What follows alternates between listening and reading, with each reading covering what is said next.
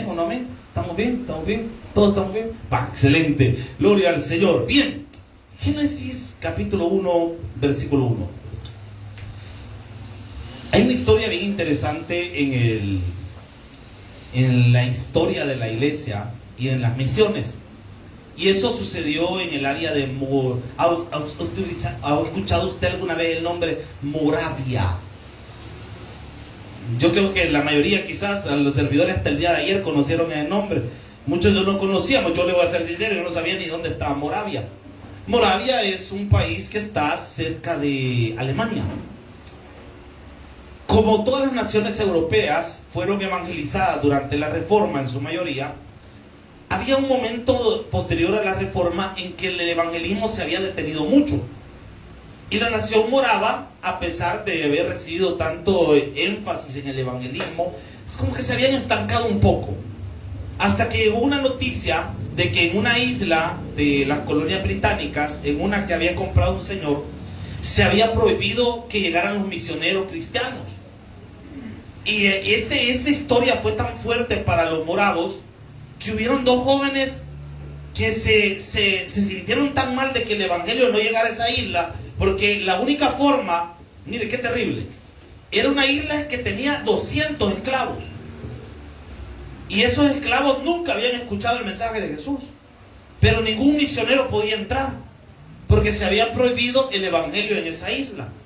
¿Sabe qué hicieron estos dos jóvenes que pasaron a la historia? Se vendieron como esclavos. Y es bien terrible, porque estamos hablando que venderse como esclavos es que iban a morir sin volver a ver a su familia, sin libertades, por amor de ir a predicarle a esas 200 almas perdidas. Y cuando zarpó el barco en el que ellos iban a ir rumbo a esa isla, la gente llorando y la familia llorando, y uno de los jóvenes grita: digno es el Cordero, que por su sacrificio debe merecer toda la recompensa. Y esa palabra fue tan fuerte, esas últimas palabras de ese joven fueron tan fuertes, que a veces a uno se le olvida que digno es el Cordero. Digno es el Cordero. Y tomamos la Biblia, la estudiamos, y como que cualquier cosa más, la Biblia la agarramos como nada, como algo que no se tiene. ¿Cree que me hace el favor? Llévele este diezmo a la hermana que no lo puse en el canasto. Entonces mire, y a uno se le olvida que digno es el Cordero. Digno es el Cordero. Y se lo voy a repetir una vez más, hermano: digno es el Cordero. Cuando leemos la Biblia, estamos delante de la santidad de Dios. Y así como a Moisés se le pidió quitarse las sandalias para entrar en ese terreno santo, así también a nosotros se nos exige en este momento que tomemos la Biblia de la forma correcta.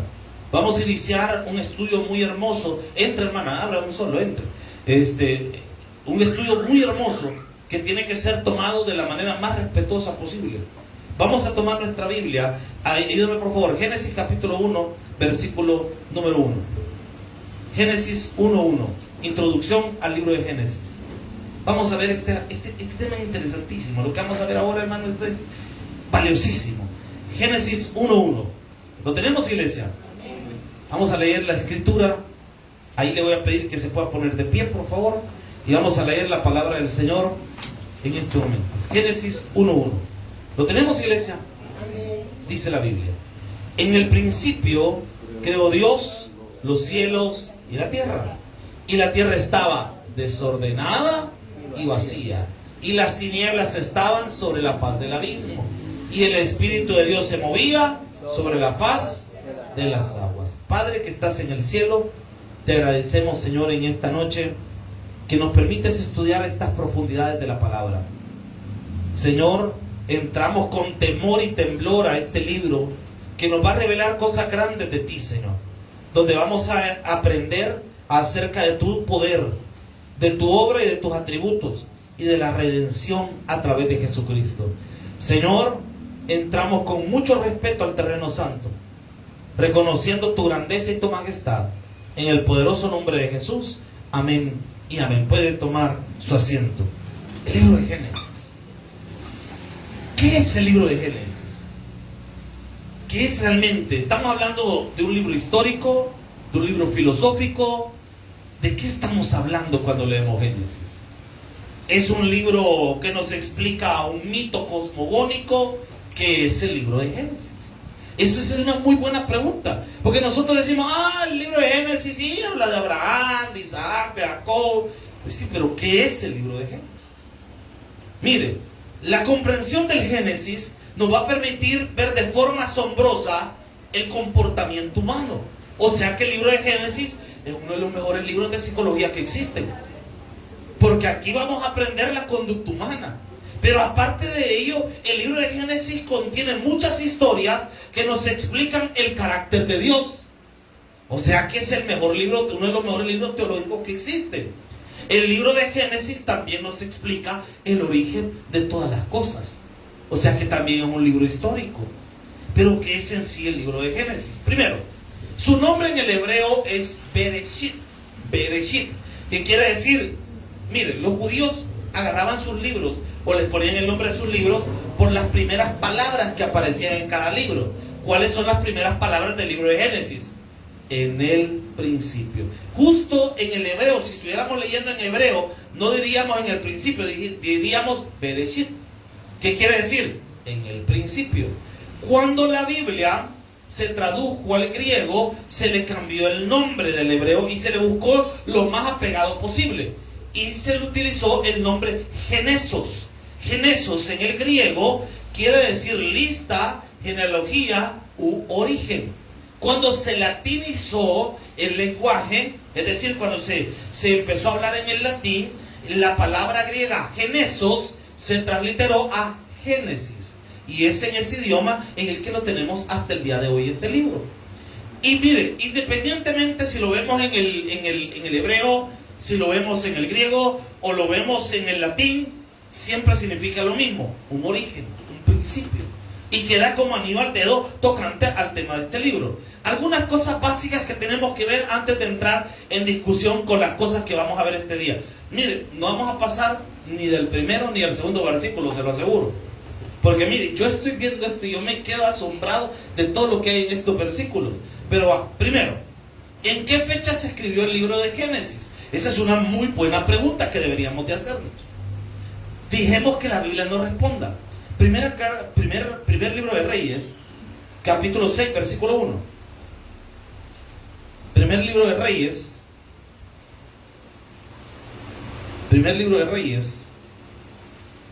capítulo 6, versículo 1.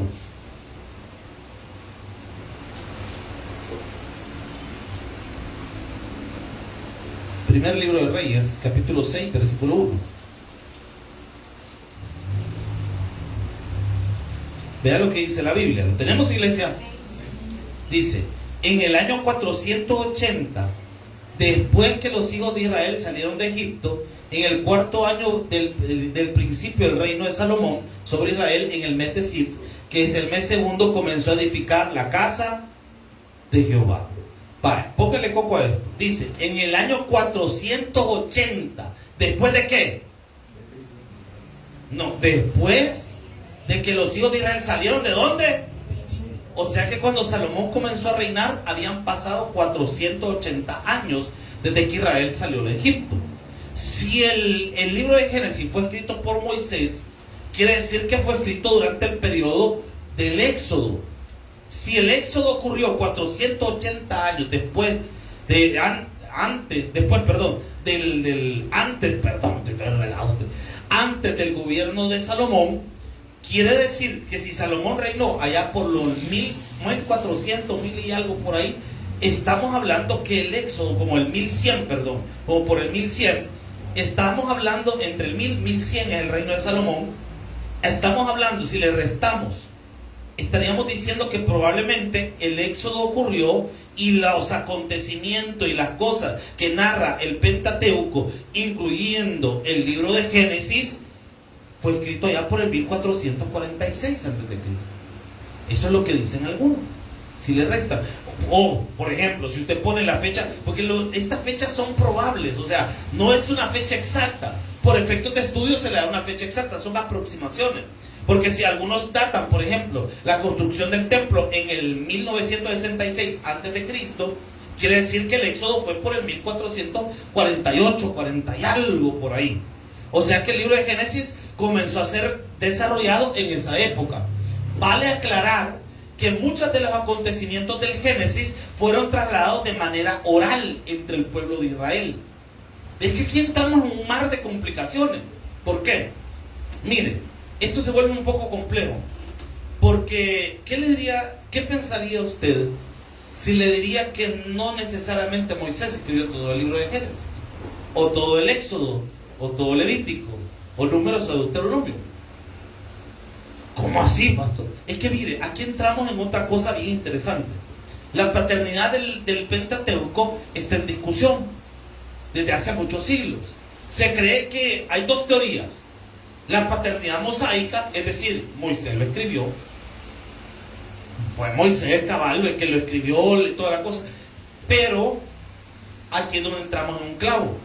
Que no hay registro, es decir, no tenemos un libro de un fragmento o algo de papiro que venga de la época del Éxodo. No existe. La mayoría de los papiros que fueron encontrados en los rollos de Qumran, los más viejos, datan de la época del exilio a Babilonia. Por eso es que algunos dicen que la mayoría de los libros del Antiguo Testamento lo datan en el periodo del exilio de Babilonia, porque es ahí donde los judíos desarrollaron la práctica del escribir. Es una cuestión un poco interesante. Y algunos dicen que hubieron algunas personas que aportaron a los libros del Pentateuco, Génesis, Éxodo, Levítico, Número, Deuteronomio. ¿Quiénes fueron estas personas? Miren, algunos dicen que un grupo llamado los Yavistas. Otros dicen que hubo un grupo sacerdotal de los sacerdotes de Israel. También hubo un grupo de los redactores que tomaron las siguientes fuentes: la fuente deuteronómica primaria, secundaria y deuteronómica propiamente dicha. ¿Y quiénes son esos? Son personas que existieron en la época del exilio, o grupos de estudiosos judíos que existieron en la época del exilio a Babilonia. Ahora, lo que comúnmente se maneja, o lo que lo llamamos todos, Moisés lo escribió. Pero si usted va a la área académica, se va a encontrar con una serie de opiniones contrarias. Que muchos de estos dicen, no, los yavistas lo escribieron. No, los de la fuente primaria deuteronómica. No, los que de la fuente secundaria deuteronómica. No, los eloístas lo escribieron. Y empiezan a hablar de cuestiones bien profundas acerca de la literalidad del texto. Ahora, para efectos de estudio y siguiendo conforme a lo que la Biblia misma revela, si el mismo Jesús dijo, cuando leen a Moisés, entonces ¿quién está diciendo Jesús que escribió el Génesis? Moisés. ¿Con quién nos quedamos? Con Moisés. Ahora, también hay otra cosa que la gente dice, no, es que el libro de Génesis es un libro de mitos cosmogónicos. ¿Qué es un mito cosmogónico? Es una historia donde los pueblos tratan de explicar su origen. Por ejemplo, en nuestras tierras, ¿cuál es el mito cosmogónico? El Popol Vuh. Que el hombre fue hecho de no sé qué, que de una mazorca, que no me acuerdo, todo un montón de volados. Los chinos tienen sus mitos, los griegos tenían sus mitos, y todas las culturas tienen una especie de explicación de cómo pasaron las cosas y cómo se creó todo. Por ejemplo, los nórdicos decían que una vaca había lamido un pedazo de hielo y de ahí surgió la tierra y que no sé qué, y un montón de locura. Pero, ¿cuál es la diferencia? ¿Por qué la Biblia no la podemos considerar un mito cosmogónico? Bien fácil, porque la Biblia no está explicando el origen de nada. No, pero si el Génesis es el origen. Sí, pero si usted se fija, no está tratando de convencer a nadie. De hecho, ni siquiera intenta convencernos de la existencia de Dios. Porque ¿cómo empieza? En el principio creó Dios los cielos y la tierra. No está explicando y diciendo, es que hubo un Dios que empezó de tal manera. No, solo dice, en el principio creó Dios los cielos y la tierra. ¡Pum! Esa es quizás la mayor marca de diferencia entre el mito cosmogónico. Otras cosas interesantes del libro de Génesis es que nos vamos a topar con personas que van a decir, no, pero es que lo que dice Génesis es lo mismo que dice la lista de los reyes de Sumer, o por ejemplo el Numa Elish, que es un escrito babilónico que habla acerca de la creación, o todas las cosas que aparecen del diluvio de Noé es la épica de Gilgamesh. Fíjense que Es bien interesante. Pero todos los libros que le acabo de mencionar, si hablan de un arca, si hablan de un hombre que se salvó metiéndose en ese barco, y todas esas culturas hablan de situaciones parecidas. Lo que denota esto no es que la Biblia copió esas culturas, sino que estos acontecimientos fueron reales y que quedaron en cada cultura marcados las situaciones que sucedieron de manera verídica. Eso es lo único. Ahora, sigo avanzando. ¿Cómo diferenciamos el libro de Génesis? ¿O qué es lo importante del libro de Génesis? Génesis 1.1, vea lo que dice la palabra, que la Biblia nos hable. En el principio creó Dios los cielos y la tierra.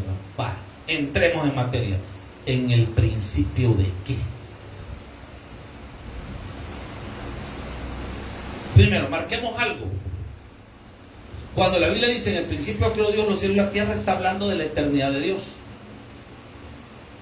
Hay una pregunta que a veces la gente hace, o los niños más que todo. ¿Y quién creó a Dios? Nadie. Él no se creó, no creó nada. Es que Él es el creador de todas las cosas, pero a Él nadie lo creó. Porque entonces no sería Dios. Uno de los atributos de Dios, aparte de la eternidad, es la aceidad. ¿Y qué es la aceidad? Que Dios no depende de nadie, ni de nada para existir. Él existe en sí mismo. Cuando vemos este libro de Génesis, partimos de algo. Hay una eternidad pasada y va a haber una eternidad futura. Y hay un enorme paréntesis que es el tiempo cronológico. Eternidad pasada, eternidad futura. Si usted ve, por ejemplo, el libro de Apocalipsis nos habla que estaremos así eternamente con el Señor. Amén. O sea, hay una eternidad futura. Eternidad pasada. Porque dice en el principio creó Dios los cielos y la tierra. Pero en el principio ¿de qué? ¿En el origen de qué? ¿De qué estamos hablando? En el inicio del tiempo.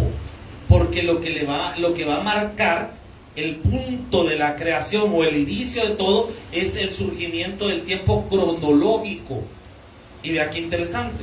A esta etapa de acá, antes de lo que dice Génesis 1.1, le vamos a llamar eternidad pasada. Marcando el inicio de este paréntesis están las palabras de Génesis 1.1. En el principio creó Dios los cielos y la tierra. ¿En el origen de qué? Del tiempo cronológico. Y vamos a ver en el libro de Génesis capítulo 1 cómo Dios, incluso para este origen cronológico, va a utilizar herramientas para que podamos medir el tiempo.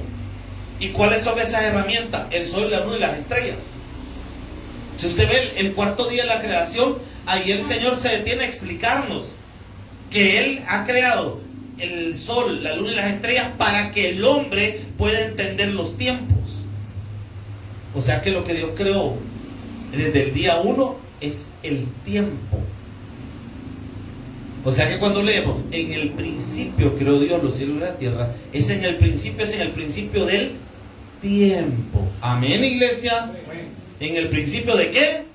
Del tiempo.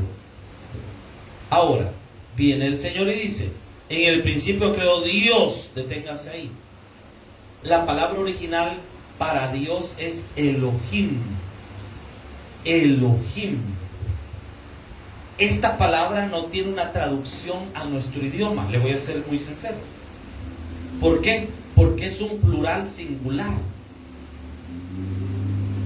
Por eso es que usted va a ver en algunas traducciones modernas de la Biblia que no le ponen Dios, sino el Eterno. En el principio, el Eterno, dicen algunas traducciones.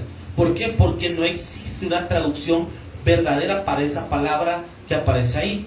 Los traductores de Reina y Valera le pusieron Dios, pero Dios no sería la palabra adecuada para denotar lo que hay, la idea que hay ahí, porque estamos hablando de un plural singular. Pero eso cómo tiene, o cómo lo vemos al mar de toda la revelación bíblica. Bien fácil. Desde el primer versículo de la Biblia está presente la Trinidad. Y la Trinidad está presente en la palabra Elohim, porque es un plural singular.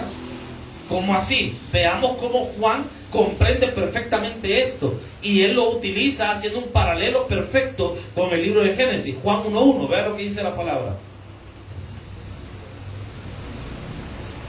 Juan 1:1. Le dije que le iba a servir un cuaderno hoy. Es que sí hay un montón de cosas que anotar. Sí hay un montón de cosas que anotar. Juan 1:1, ¿lo tenemos, iglesia? Vea lo que dice la palabra. En el principio era el verbo. De nuevo, aquí tenemos un problema de traducción. La palabra griega es logos. Pero logos no solo es un verbo. El logos es la fuente de vida. El logos es el estudio. El logos para el griego no era solamente un verbo, es la fuente de vida. Lastimosamente no tenemos una palabra en nuestro idioma adecuada para ello, por lo cual los traductores bíblicos se vieron limitados en esto y pusieron solo el verbo. En el principio era el verbo, hablando de Cristo. Y el verbo era, ¿qué dice la Biblia? Dios mismo. ¿De quién está hablando? De Jesucristo, versículo 9. Aquella luz verdadera que alumbra a todo hombre venía. Por si nos queda duda, versículo 10. En el mundo estaba y el mundo por él fue hecho, pero el mundo, desde el principio, cuando vemos ahí Elohim, ahí está hablando de la Trinidad. Ahí está el Padre, está el Hijo y ahí está el Espíritu Santo operando. ¿Desde dónde? Desde el primer versículo de la Biblia. Desde la primera palabra de la Biblia. Y vean qué interesante, porque a lo largo de la revelación bíblica vamos a ver cómo los autores nos están presentando que el Padre y el Hijo son la misma persona. Si usted ve el Evangelio de Juan, capítulo 10, versículo 30, por favor. Juan 10:30. Juan 10:30. ¿Cuánto hemos venido a aprender, iglesia? Mire qué lástima que el tiempo ya no está terminando y apenas empezando, vamos. Juan 10:30, vea lo que dice la palabra. Yo y el Padre uno somos. Por eso es que se utiliza la palabra Elohim. No se utilizó la palabra tetragramatón. ¿Cuál es la palabra del tetragramatón? H-Y-H-W-H.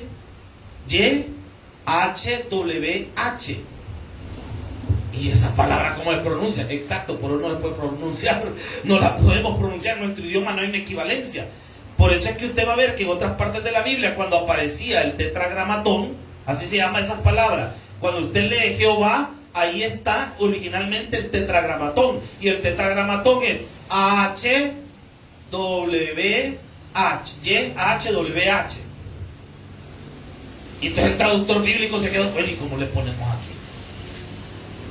Se les ocurrió hacer algo, fusionar la palabra Adonai y poner las letras que le hacían falta para poder pronunciar ese tetragramatón, agarrarlas de la palabra Adonai y hicieron una fusión. Por eso es que en algunas traducciones aparece la palabra Yahvé y después con los años aparece Jehová para tratar de pronunciar el tetragramatón. Pero ¿cuál sería quizás lo más adecuado? Otras traducciones no le ponen Jehová, las nuevas traducciones también a esa palabra le ponen el Eterno. El Eterno, el Eterno, el Eterno. Ahora, primera carta a los Corintios, capítulo 3, versículo número 16. Vamos a ver que la Trinidad siempre opera junta. Siempre opera junta. Desde el libro de Génesis, desde el primer versículo, somos testigos de la operación de la Trinidad junta. Siempre van a operar en una sola visión. Y veamos lo que dice la palabra del Señor.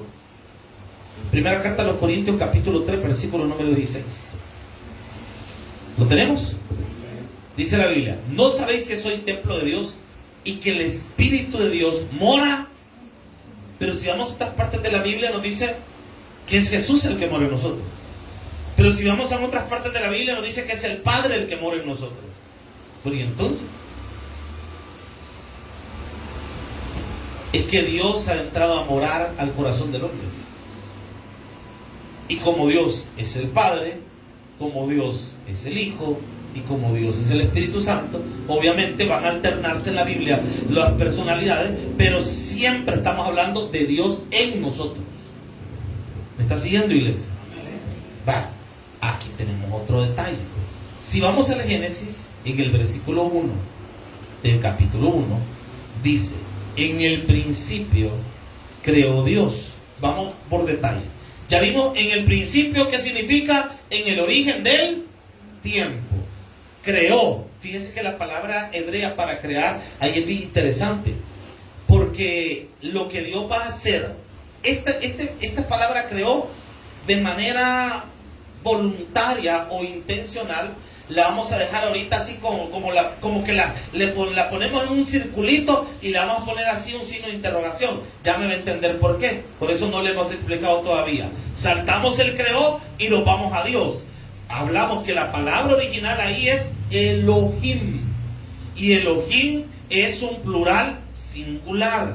Y este plural singular nos lleva a pensar o a analizar la Trinidad. Por eso es que después usted va a leer, cuando habla de la creación del hombre, que aparece en plural. Porque dice, hagamos al hombre conforme a nuestra imagen y conforme a nuestra... ¿Por qué está hablando así? Porque está siguiendo la gramática de la palabra Elohim. Porque es un singular, es un plural singular. Ahora, vámonos a otra cosa. Le dije que voluntariamente habíamos dejado la palabra creó ahí. Sigamos avanzando en el texto. Dice, los cielos y la tierra. Aquí entramos otra vez. La palabra hebrea para cielos es shamayim. Y esto nos transporta a algo, que no estamos hablando de un solo cielo. Para el judío existen 7 cielos. Yo no sabía eso, en el judaísmo existen 7 cielos. Pero la Biblia, en el Nuevo Testamento, nos revela 3 de los cielos. Yo puedo decirle a través de la luz de la Escritura que nosotros creemos que hay 3 cielos. El judío piensa que hay 7. Nosotros como cristianos creemos que hay 3. Y vea lo que dice la Biblia. Segunda carta a los Corintios 12:2. Vea lo que dice la palabra del Señor. Segunda carta a los Corintios, capítulo 12, versículo 2. ¿Estamos aprendiendo, iglesia? Vea lo que dice la Biblia. Conozco a un hombre en Cristo que hace 14 años, si en el cuerpo no lo sé, o si fuera del cuerpo no lo sé, pero Dios lo sabe, fue arrebatado ¿hasta dónde dice? Hasta el tercer cielo. Fíjense que interesante, cuando la Biblia utiliza la palabra Yamaim, no está hablando de la atmósfera, sino por eso se traduce cielos, no cielo, cielos. Y bien interesante, porque si nosotros lo vemos, para nosotros como cristianos interpretamos esto que hay 3 cielos. Está la atmósfera, que vemos nosotros ahí, ese color azulito precioso que vemos en el cielo. Después de la atmósfera encontramos el universo. Imagínense qué grande es todo el universo, hermano. Esas distancias tremendas que hay entre planetas y esas cosas, es increíble. Y arriba de todo eso está el trono de Dios, el tercer cielo. Y de ese tercer cielo es de donde vino Jesús, a buscarlo a usted y a buscarme a mí. No merece toda la gloria el Cordero, hermano. Un aplauso para Dios, díselo de todo corazón. Él merece toda la gloria. Imagínense, hermano, y perdón la aplicación práctica que voy a aprovechar ahorita para dar. Si Jesús pudo venir desde allá arriba, solo póngase a pensar, hermano. ¿Cuántos han viajado en avión? ¿A qué altura iba el avión en el que usted iba? A saber, ni pregunté. No vaya a ser. Fíjense qué altura. Imagínense a qué distancia estamos de la luna. Nosotros alcanzamos a ver, pero está lejísimo. Ahora imagínense que la galaxia más cercana está a cientos de años luz de nosotros. O sea, viajando a la velocidad de la luz nos tardaríamos ese millones de años en llegar. ¿Y el tercer cielo dónde estará? Y desde allá vino Jesús por nosotros. ¿Y cómo es posible? Si Jesús pudo venir desde el tercer cielo por nosotros, y nosotros, ¿por qué no nos vamos a mover desde nuestra colonia a buscarlo a él, a su iglesia? No, hermano. No, si yo vivo lejos, más lejos vivía Jesús, hermano. Entonces, créeme, ahí no gana, hermano. Entonces, hágale frente, dígale, hermano, que tiene la para, hágale frente, hermano. Hágale frente, hermano. Vale. Ahora, le dije que íbamos a poner algo aquí. En el versículo 1 dice, en el principio creó Dios los cielos y la tierra. ¿Qué dice el versículo 2? ¿Alguien que me lo pueda leer? Versículo 2 de Génesis 1, 2. ¿Y la tierra estaba? Va. Póngale coco a esto. ¿Cómo es que algo que Dios creó puede estar desordenado?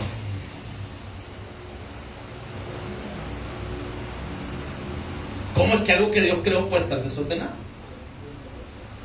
Aquí es donde nosotros venimos y tenemos una teoría. Hay dos teorías de qué pasó entre Génesis 1 y Génesis 2. Claro, son teorías. Entre Génesis 1, la primera teoría se llama teoría de la brecha. ¿Y qué es la teoría de la brecha? Que entre Génesis 1 y Génesis 2 hay una cantidad inmensa de tiempo. En esa cantidad inmensa de tiempo es donde la gente explica lo de los dinosaurios, porque si usted ve en la Biblia, en ninguna parte dice la palabra dinosaurio. Pero eso también es lógico, porque si la palabra dinosaurio se comenzó a utilizar hace 200 años atrás, y la Biblia, pues estamos hablando que el Génesis fue escrito en el 1446 antes de Cristo, obvio que no existía la palabra dinosaurio, ¿verdad? Entonces, ahí dicen algunos, ahí estaban los dinosaurios, ahí está que hubo una precreación, que en el versículo 1, Dios creó una tierra donde habitaron esos seres gigantes llamados dinosaurios, donde habitaron un montón de criaturas en esta tierra, de las cuales ahora existe un registro llamado el registro fósil, pero que algo ocurrió, que dejó la tierra en el estado que aparece en el versículo 2. ¿Y qué aparece en el versículo 2? Que la tierra estaba desordenada y vacía. ¿Qué hizo o qué generó eso? En la teoría de la brecha explica o trata de decirnos que la forma en la que esto puede explicarse es a través de la caída de Satanás. Cuando Satanás cae a la tierra, hace esta tremenda destrucción. Lucas capítulo 10, versículo 18, vea lo que dice la Biblia. Lucas 10, 18. Vea lo que dice la palabra del Señor.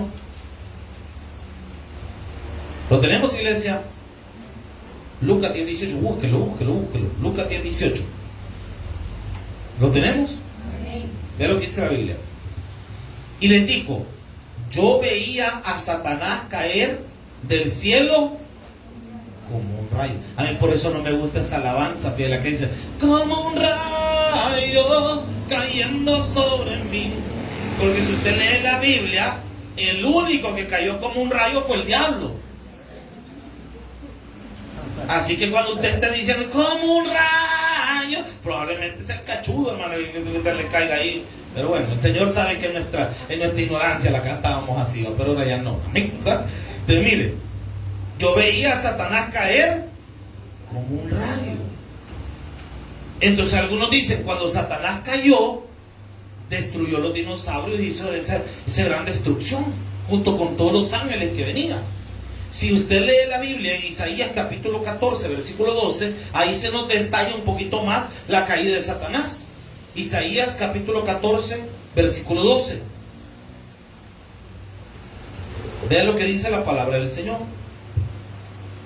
¿Cómo caíste del cielo, oh lucero, hijo de la mañana? Cortado fuiste por tierra, tú que debilitabas a las naciones. 13. Tú que decías en tu corazón, mira el pecado del diablo: subiré al cielo en lo alto, junto a las estrellas de Dios. Levantaré mi trono y en el monte del testimonio me sentaré a los lados del norte.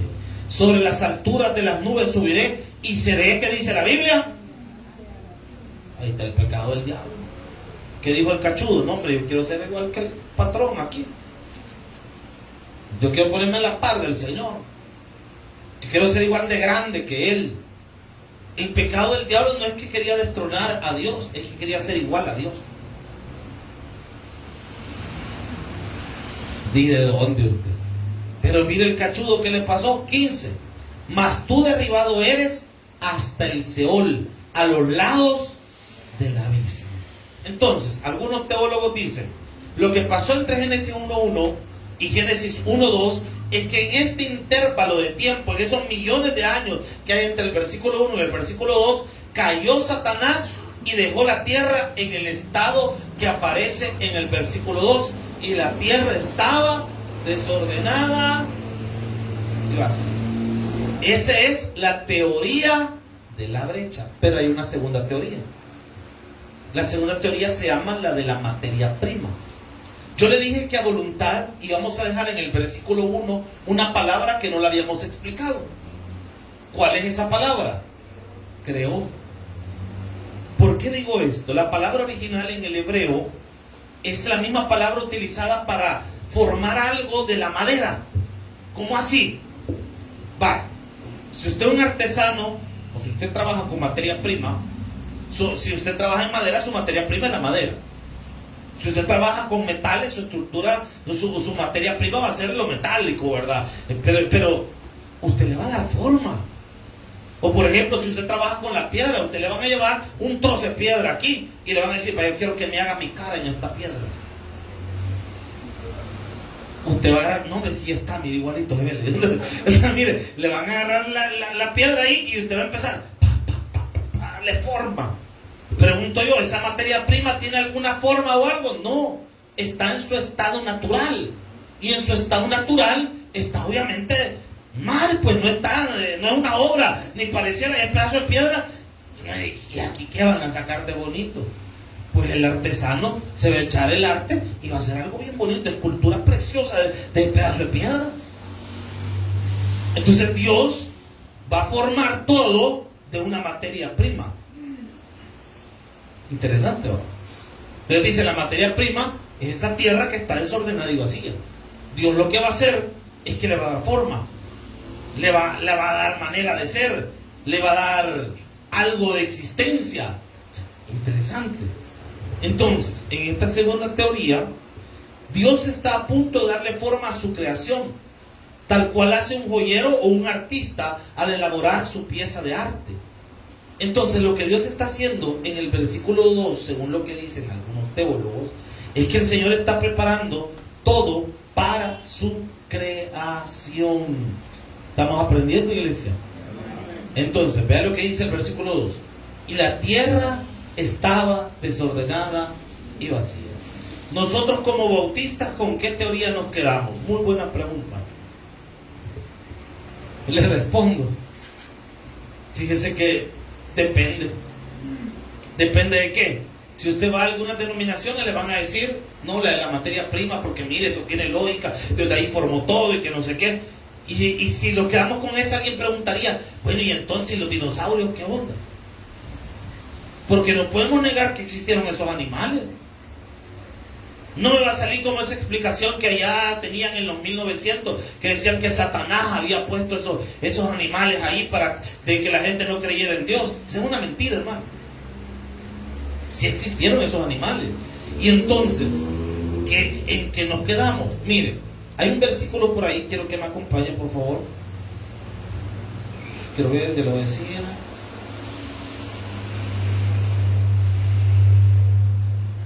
Versículo 21. Vea lo que dice la Biblia.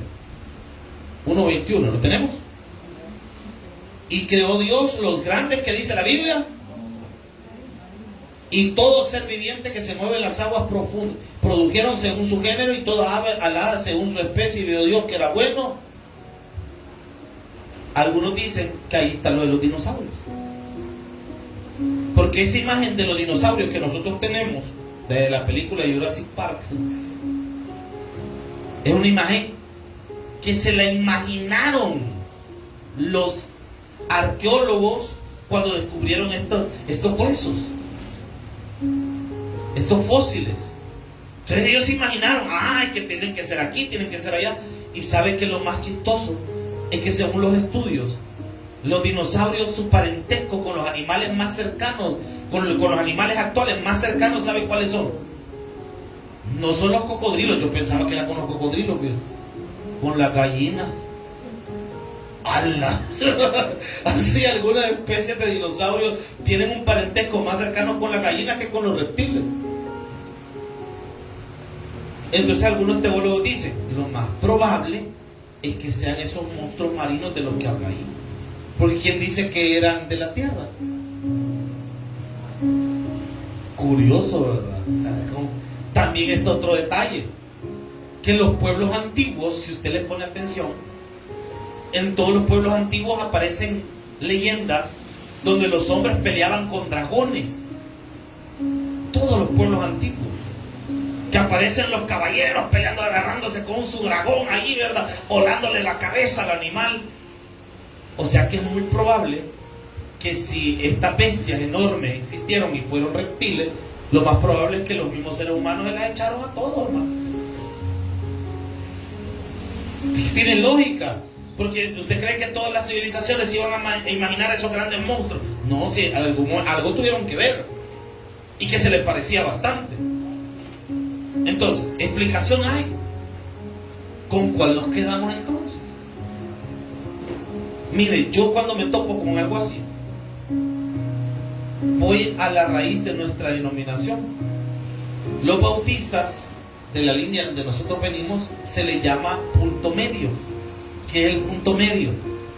Usted sabe que en salvación hay dos grandes temas: el calvinismo, que habla de la predestinación, y por el otro lado tenemos al arminianismo, que habla de que la salvación se puede perder, pero es para todo el mundo. Entonces los bautistas, que no queríamos ser ni calvinistas ni arminianos, inventaron un tercer punto. ¿Cuál era? El punto medio. ¿Y qué es el punto medio? Agarro de esto y hago un híbrido. ¿Qué creemos nosotros? Obviamente Satanás tuvo que caer, porque después en el capítulo 3 vamos a ver que va a aparecer hablando con Eva. En algún momento cayó, y lo más probable, y tiene lógica, que fuera entre el versículo 1 y el versículo 2 de Génesis. Tiene mucha lógica. Pero que haya venido a darle la nuca a los dinosaurios y todo un montón de volados, a saber. Entonces ahí agarramos de la segunda teoría. Ahí están los monstruos marinos, ahí están los dinosaurios. Obviamente la palabra dinosaurio como tal no va a aparecer en la Biblia, pero si vamos a ver que tiene lógica, es que, hermano, nos vamos a dar cuenta de algo precioso en este libro: cómo Dios va revelando los misterios de su creación a través de él. Yo les dije que les había dejado una tarea la vez pasada. Se las dejo otra vez para que el próximo miércoles venga bien filudo ahí. En el capítulo 1, versículos del 3 en adelante, Dios crea la luz, pero los astros son creados hasta el día 4. La pregunta que yo les hacía: ¿cuál es la luz del día 1? Porque si el sol es creado hasta el día 4, ¿cuál es la luz del día 1? Se las dejo para responder el otro miércoles. Investigue, lea y tengamos criterio buscando la palabra del Señor. Un fuerte aplauso al Señor. Vamos a orar. Padre que estás en el cielo, te damos gracias, Señor, porque en esta hora hemos aprendido de las Sagradas Escrituras. Gracias, Señor, por este mensaje de esta noche que nos cuestiona, Señor, nuestras bases, lo que hemos oído, Señor. Ayúdanos, Padre Celestial, a entrar en este terreno santo, Señor, de la palabra, y explicar las cosas, Señor, de la manera más clara probable, Señor. Danos sabiduría, Dios. Danos inteligencia, Señor, para poder servirte de la mejor manera posible. Gracias, Padre, por tu bondad y tu misericordia. Pero en esta hora, Señor, en nuestro deseo, en nuestro anhelo, orar por los amigos. Si hay alguien esta noche sin Jesús, queremos orar por su vida. ¿Habrá alguien esta noche sin Jesús que pueda levantarnos su mano y podamos presentarle a Cristo como Señor y Salvador personal? Gracias, Dios, por esta oportunidad, por este privilegio, Padre. Llévanos con bien, Señor, a nuestros hogares y permítenos regresar el día de mañana para seguir estudiando las Sagradas Escrituras y aprender más de ti. Gracias, Señor, en el poderoso nombre de Jesús. Amén y amén.